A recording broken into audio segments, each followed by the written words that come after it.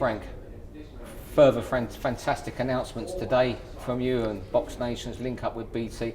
But let's start with Nicola Adams. For yourself, as we say, a long-term opponent of women's boxing until now? Well, I've not been an opponent. I just said, for me, I didn't like it. I thought for me, when I made those comments, the standard wasn't what it was now. The standard wasn't a great. I don't mean to be that. First of all, we'll make it very clear. Disrespectful. Anybody who goes into a gym, no matter whether they're doing boxing, whatever they're doing, training for something, they're putting their heart and soul into it. I appreciate it. What I said, I don't particularly like watching it, and I didn't. But I think the standards improved, and she convinced me that it has improved. I mean, when you talk about anybody about the Olympics. Her name was in boxing, I'll get in a cab or something, somebody starts talking about her, and they always say, oh, and that Nicola Adams, she's good, isn't she? And they all know her. So I thought, you know what, I'm going to have a look at this, and I looked at it, and I looked at some of the tapes again, and I thought, sod it, let's go and do it. I think Nicola admits herself, she said to us earlier in review, the standard between 2008 when she went to her first Worlds to now is complete chalk and cheese. Yeah, and I agree with that, and so that's it. So, it's that we're women do everything that men do these days, and so we're there, and and I quite like the idea of being involved with somebody who's got impeccable amateur pedigree, has achieved everything you can achieve in our field of sport by winning 2 gold medals, to go on and now hopefully win a professional world title, and I think she's quite capable of doing that, and I'm looking forward for. Could she do it? Could she do it in her first fight? Do you know what? It's easy to be glib and say, I think she probably could do, but it's a different thing altogether, and I don't know enough about, having seen her in the flesh fight, so I'm not going to let that happen. I want to let her, they're 10-round fights, 12-round fights that she's getting into down the road, so let's just see how we go the next few fights. Maybe we'll just all change our mind and say, let's just go for it. Well, we'll see Nicola on the 8th of April at Manchester Arena, and that's a fantastic bill. Liam Smith versus Liam Williams. Oh, God. I mean, a better domestic match would this you year? buy a ticket for that? Because I would. I will buy one. Great. I mean, you'll have to. But it's a great fight. Great fight for the fans. That show is going to be a really good show. I mean, I'm really looking forward to that. That is that's a connoisseur's fight. And then Terry Flanagan, Petrov. I mean, in fairness, you picked Terry Flanagan up before he won a British title because you saw something, and now he's really reaping it, Well, he's asked for that fight. I mean, I've got to be honest, I didn't want to make that fight.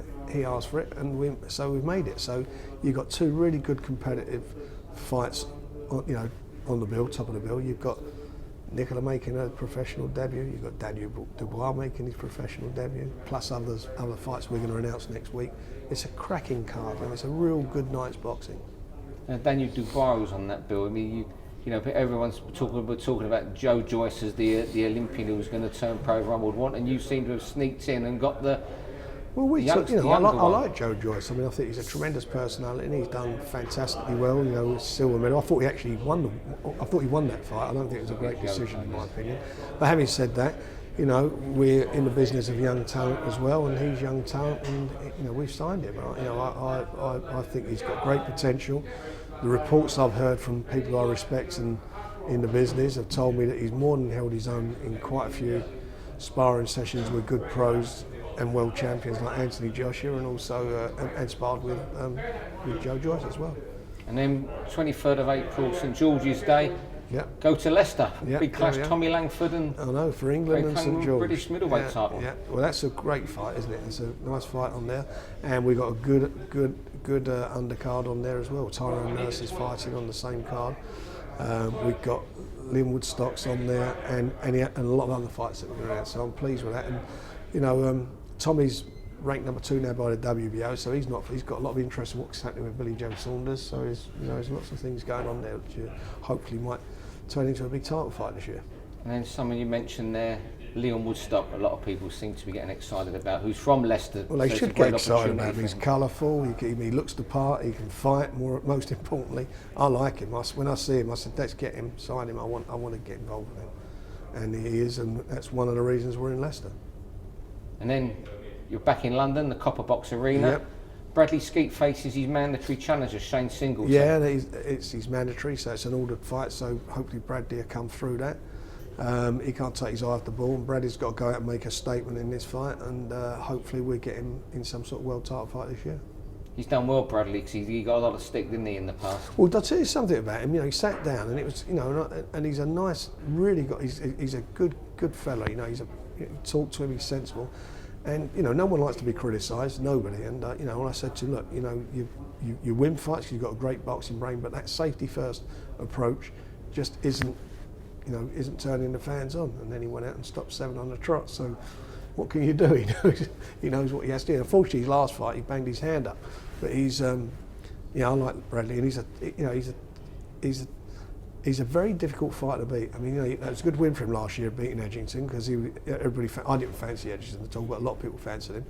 Certainly his promoter did, and that was nice for our man to come away with that win. And I just look at that fight, even what he had with Frankie Gavin. Now, if that fight was on now, you'd have your house on him, wouldn't you, to beat Gavin? Yeah, well. Yeah. Can he go on and win a world title though this year? It's a very tough division, yeah. and I hope he can. But it is a tough division. But he's capable. He's capable, and hopefully he will do. There's some opportunities there, and it's my job to deliver them to him. Yeah, Bradley's top in the build, and a lot of people will fancy him to win this mandatory defence. But perhaps the fight people will talk about there is Mitchell Smith against Jules Jupp. I know how upset you were when Mitchell, should we say, got it wrong the first time. Well, listen, you say he got it wrong, but the other fellow got it right.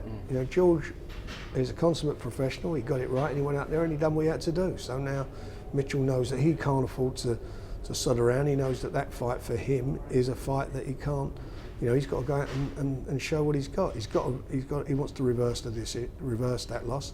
Can he do it? We'll see. All I know is that George Jupp will come in 100%.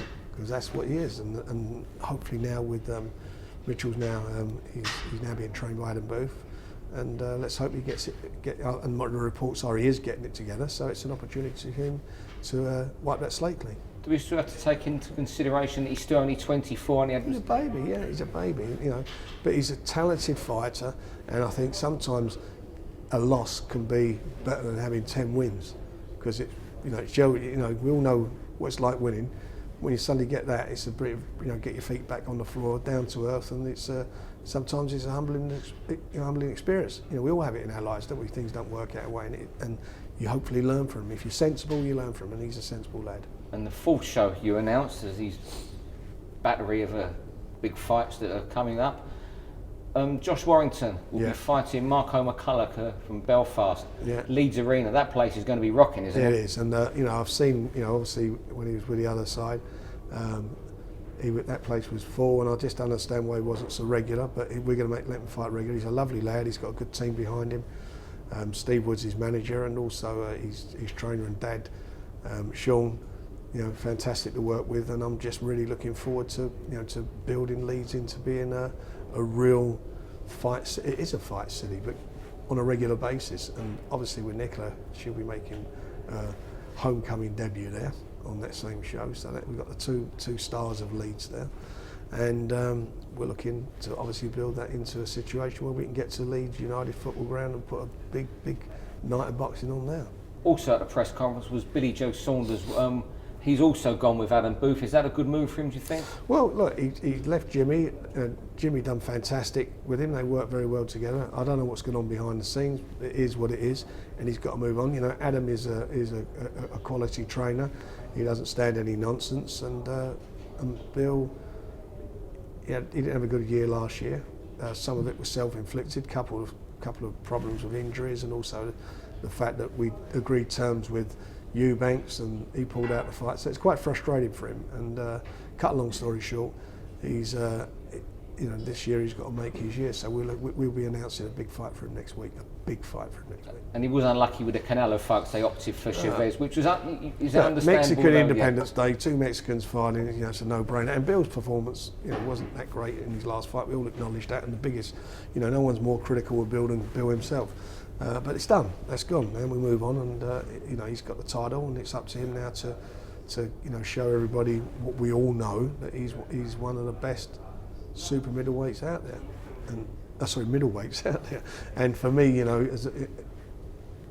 I think he is. I fancied him in that fight with Canelo. So the top 3 middleweights in the world are obviously the Triple G, and then you've got Canelo, and then Bill.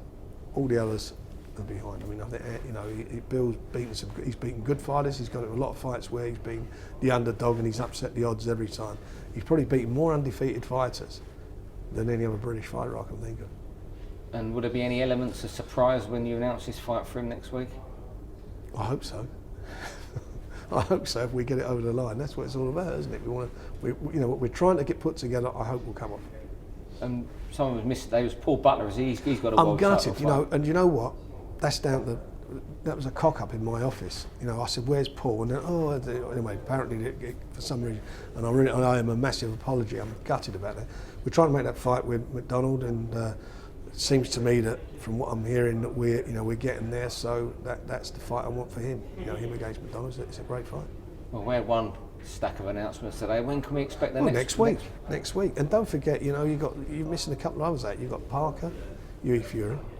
You know, that we will be making an announcement within the next week whether we've got it or we're going to go to the purse bids. But one thing's for sure, that fight's going to happen. It's a big fight for Hughie, big step up for Hughie. And then you've got Gervonta Davis, which everybody's gone crazy about. He's the best thing since the last best thing. And his mandatory is against Liam Walsh. And, you know, if I was going to have a mandatory, I wouldn't want Liam Walsh for my first defence of a title. And you've never been scared of putting your hands in your pockets for purse bids, but how much harder is it when you've got tough. two challengers there and they've got 75-80% of it to play with? You know, unfortunately, that's what it is. And we just got to... Listen, I remember going... I always do my usual back in the old days. I can remember plenty of people when I was up, you know, Barry Hearn, he had champions on quite a few occasions where he had 80% of the purse. He never once won a purse bid against me. So, you know, I just hope that we can do the same thing with these fights. And if we can't, the worst thing is my fighter's in there fighting for the world title. That's the main thing. But obviously, I'd prefer the fights to be here. Yeah. As things are today, what is the likelihood of both those fights being here or one having to go overseas? I think we'll definitely get one of them. I'm hoping we get both of them. If you was a betting man, which one will we get here? The one that I'll pay the most money for. Go on, you want me to upset someone, don't you? No, well listen, I'm working hard to get them both here.